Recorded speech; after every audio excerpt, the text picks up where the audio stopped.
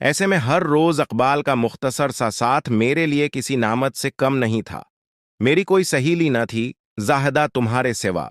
तुम्हारे जाने के बाद भी मेरी कोई सहेली न बन पाई तो मैंने अकबाल को ही सहेली जैसा मान लिया, क्योंकि वो पख्ता ज़हन था और मेरे कम सुन ज़हन को उसकी सोचें अपनी गिरफ्त में कर सकती थीं। वो यूं उदासी से अपनी नाज से जदाई का तज़क्रा करता कि मेरा दिल उसके दुख को महसूस करके तड़प जाता। सोचती थी कैसे उसका दुख दूर कर दूं। काश में ही वो लड़की होती, तब उसके दर्द का मदावा बन जाती। वो इतना हमदर्द था कि हमारे हालात के बारे में फिक्रमंद रहता। कोशिश करता कि हमको उसकी सुजुकी का किराया न देना पड़े। 2-3 माह गुजर जाते तो हरगिज तकाजा न करता। अबू रफ्ता रफ्ता कुस्तों में किराया अदा करते रहते। इसी वजह से वो मेरे वालिद की नज़रों में और ज्यादा पसंदीदा होता गया और उनके दिल में घर करता गया। वालिद उसे बैठक में बैठा लेते, चाय पलाते और उधर उधर की बातें होते। वालिद साहब उसकी बातों से मुतासिर होते। इकबाल बाशऊर, सलझा हुआ और नेक ख्यालात का हामिल था। मैं दिल ही दिल में उसे चाहने लगी। हमदर्दी चाहत में बदल गई, लेकिन इजहार न करती। ऐसी लड़कियों को बड़ी नजर से देखती थी जो इश्क व मोहब्बत के चुक्कर में बदनामी मोल ले लेती हैं। लेकिन जब वो नाज का जिक्र करके अफसरदा होता, मुझे उस पर बहुत तरस आता। एक रोज उसने खुद मुझसे इजहार मोहब्बत कर दिया, तब बहुत परेशान हुई। मैंने अकबाल से कहा कि आप मंगनी तोड़ दें। बोला ये मुमकिन नहीं है।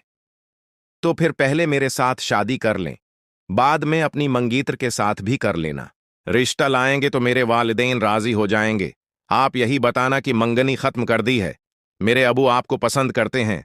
तसल्ली दी कि हां, ऐसा ही करूंगा, लेकिन ऐसा कुछ न किया।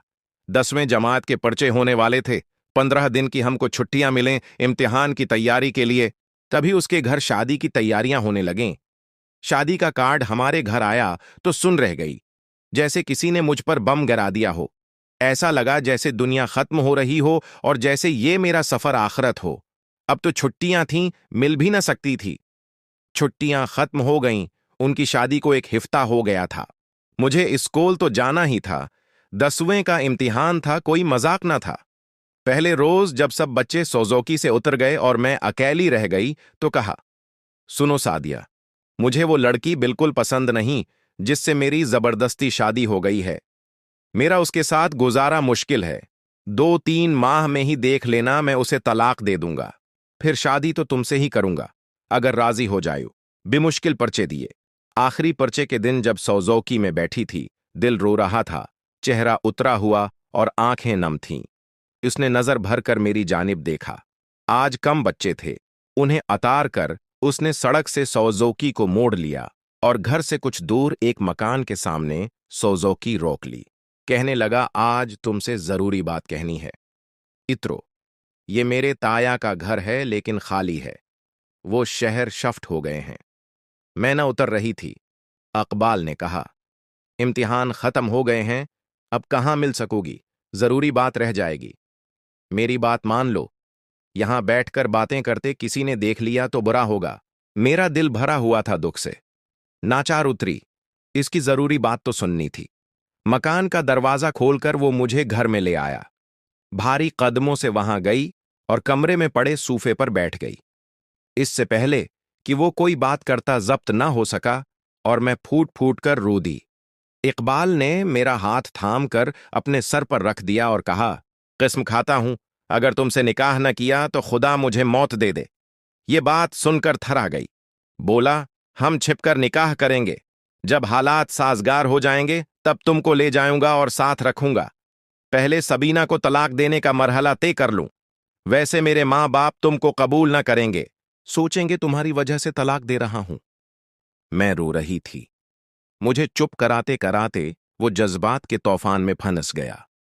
हम बहुत नजदीक आ गए और फिर तूफान तो तूफान होता है, सब कुछ बहा ले जाता है। अफसोस के सिवा कुछ न रहा। उसने मुझसे खफिया निकाह कर लिया, इस वादे पर कि जब तक वो इजाजत न देगा मैं अपनी और इसकी शादी का राज अफशा न करूंगी और न औलाद को जन्म देने की ख्वाहिश करूंगी। मैंने हर शर्त को मंजूर कर लिया, क्योंकि जिसे मन का मालिक माना था, तन का मालिक भी वही था। वक्त गुजरता गया। मैंने मन लगाकर पढ़ाई जारी रखी। और हर रिश्ते से इनकार करती रही। इस राज को मगर अफशा न किया कि मैं इकबाल की मनकूहा हूं। पढ़ाई मुकम्मल करने के बाद स्कूल में टीचर लग गई। यूं 10 साल गुजर गए।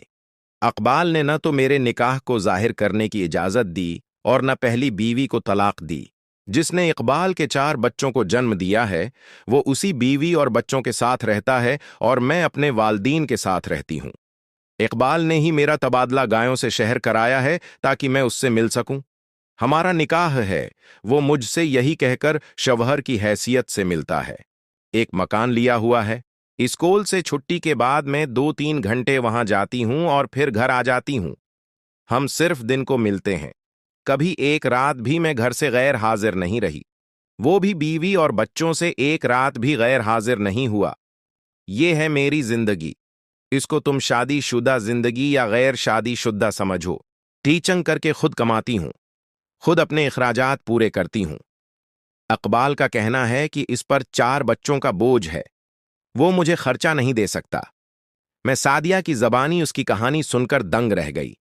अजीब वो गरीब तुम्हारी मोहब्बत है और अजब सी जिंदगी तुम बसर कर रही हो। निकाह खफिया रखने का मुआहदा हरगज नहीं मेरी दोस्त।